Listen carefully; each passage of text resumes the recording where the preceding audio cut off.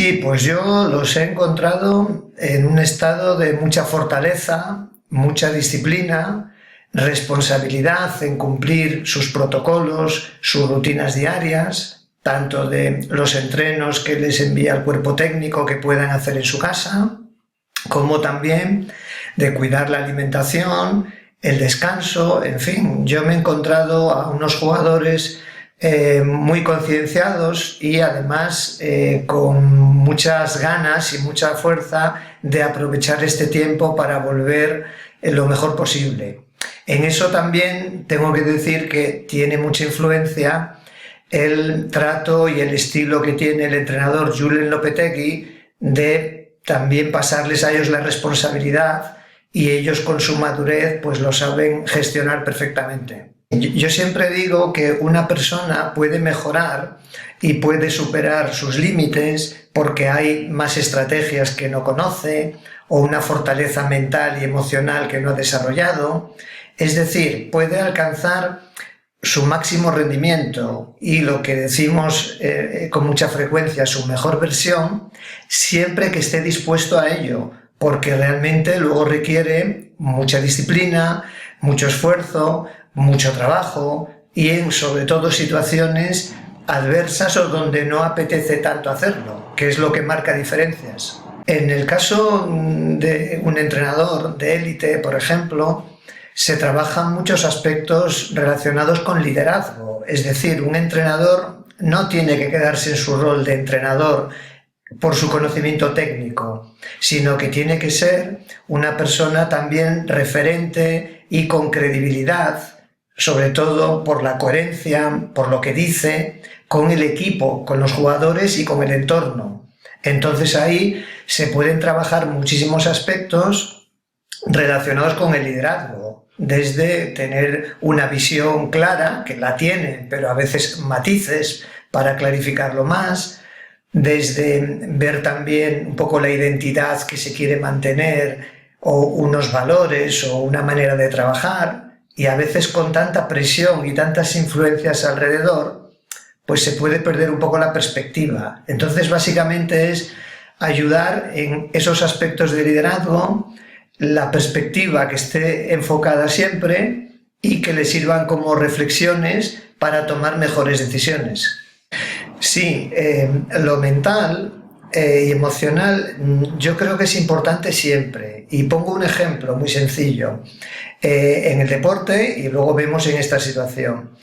Cuando un jugador está muy bien físicamente, técnicamente tiene unas cualidades excepcionales, tiene mucho talento, tácticamente entiende el juego y la estrategia del equipo.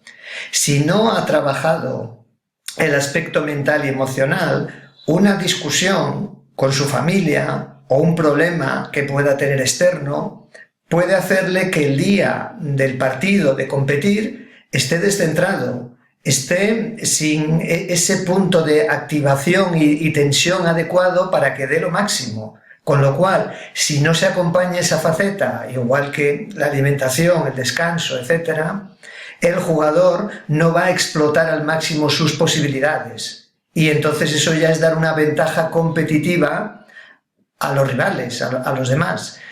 Eso cuando estamos hablando del fútbol y de competir. Cuando estamos hablando en una situación como ahora, lo mental yo diría que tiene una importancia igual o mayor, porque nos vienen muchos pensamientos, que esos pensamientos nos producen emociones de incertidumbre, desasosiego, inquietud o incluso ansiedad, y si no lo gestionamos, no podemos cambiar ese estado de ánimo que al final, lo que es todavía más importante, nos debilita el sistema inmunológico, es decir, nuestras defensas para afrontar las enfermedades, como está ocurriendo ahora. Por eso la importancia, y hay que tener conciencia, es muy grande. Bueno, nos debilita tanto que es conveniente conocer que eso produce como consecuencia de esos pensamientos negativos, las neuronas, que son las células del cerebro, lo que producen es una energía química, y eso estimula la hormona del estrés, que es el cortisol, con lo cual se eleva de una forma excesiva ese nivel de cortisol y eso nos debilita tanto el sistema inmunológico como en el caso incluso del deportista cuando tiene que competir, le agarrota y le tensa los músculos, luego no tiene fluidez, no tiene soltura.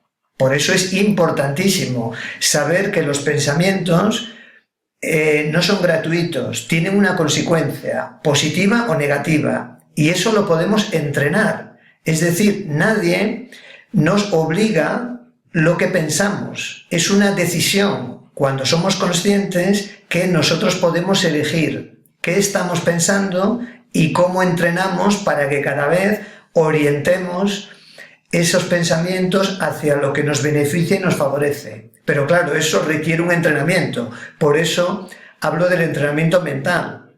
Igual que se podría trabajar y desarrollar la concentración, la confianza, la gestión del estrés, de la ansiedad, etc. Muchas veces nosotros les vemos así, creemos que son como un videojuego donde tú estás ahí dando a los botones o al mando y corren y suben y bajan y hacen de todo. Y los jugadores no debemos de olvidar que en primer lugar son personas, como todos, y tienen sus sentimientos, sus emociones, sus estados de ánimo bajos y de euforia. Y como están siempre en la lupa, en el prisma de tantas personas, afición, medios, etc., eso en muchas ocasiones también les genera pues cierta inquietud, cierta ansiedad, porque no pueden siempre acertar. Ellos quieren siempre hacerlo bien. Ningún jugador quiere fallar. Entonces a veces los nervios, el rival, el estado que tengas de forma, porque incluso a veces algún jugador siempre tiene molestias en el deporte de alta competición, eso hace que, claro, no puedan siempre rendir como una máquina. Eso deberíamos de entenderlo también para ser un poquito más comprensivo con ellos.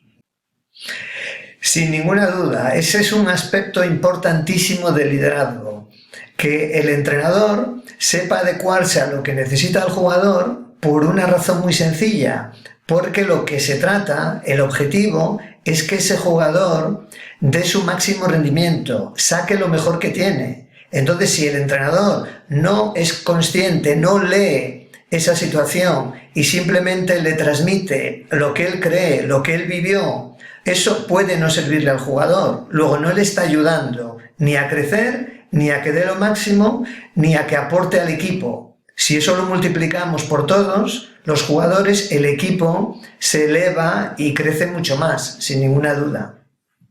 Porque va a ser diferente a lo anterior. Es decir, tenemos que desarrollar nuevos registros, nuevas pautas. Entonces, tanto a nivel primero general en la vida, lo más probable, porque es incluso de sentido común, es que esa nueva adaptación tiene que ser paulatina, en evitar lugares concurridos. Incluso vamos a tener una tendencia natural, por otro lado, y lógica, a evitar estar cerca de personas si vemos que pueden estar con un resfriado, que pueden tener tos, y es lógico porque tenemos que apelar a ese instinto de protección y supervivencia.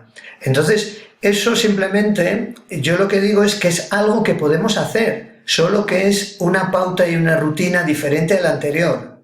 Entonces tenemos primero que ser conscientes de ello, darnos cuenta, aceptarlo y luego ver que lo podemos hacer. Al inicio va a ser más complicado, los primeros días, como siempre que cambiamos un hábito o una rutina, pero luego, precisamente nuestro cuerpo tiene y nuestro cerebro tiene ese mecanismo de adaptación. El cerebro también se moldea, es plástico, con lo cual tenemos simplemente que decir, bueno, me va a llevar un poco de tiempo adaptarme a esta nueva situación, pero yo, como los demás, que seamos responsables y conscientes, lo podemos hacer. En el caso del futbolista se complica un poco más, porque él tiene la exigencia rápida de una competición y de un resultado. Entonces ahí también es importante que reciba los mensajes de que no por acelerar ese proceso va a ser mejor, sino que puede ser contraproducente, porque puede generar ansiedad, nerviosismo, incluso lesiones, si uno fuerza más de la cuenta. En ese sentido, el apoyo y el trabajo que tienen con el cuerpo técnico es lo que les va a ayudar a regularlo de una forma progresiva. Pero es muy, muy importante ese periodo de adaptación a la vuelta, porque las cosas van a ser diferentes. Ahora, la buena noticia es que nos podemos adaptar y lo podemos gestionar. Solo lleva un poquito de tiempo hasta que nos demos cuenta de que es diferente.